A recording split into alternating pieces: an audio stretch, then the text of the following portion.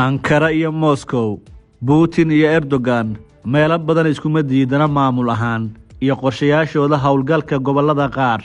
balse waxa in dhaweydba soo baxayay in Moscow ay aad u qoonsanaysay tallaabooyinka baritaarka Ankara ee Kiev. Sababtu waxay tahay in Turkiga uu haysto diyaarado drone oo Ruushku ku fashilmay barigii uu joogay Suuriya oo xitaa raadaarkiisu ay qaban waayeen marka diyaaradahan Turkiga uu farsameeyo ay howlgallo gaar ah ka fuliyeen qaybo ka mid ah dalka Suuriya.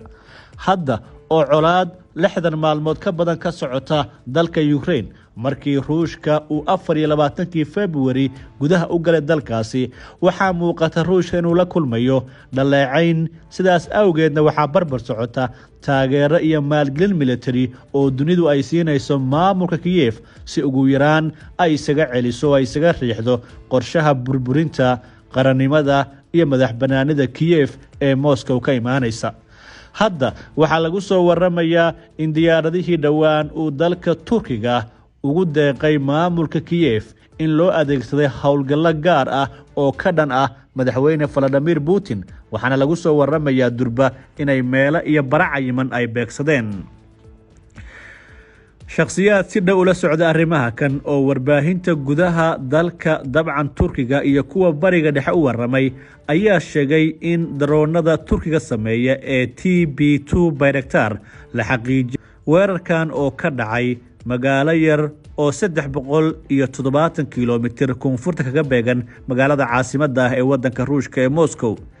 inkasta oo la og yahay dhabna ay tahay in Ukraine mar hore ay ka dambeysay weerar oo dabcan diyaaradaha helikabtarka loo adeegsaday oo kan la mid ah oo ka dhacay 2 Abriil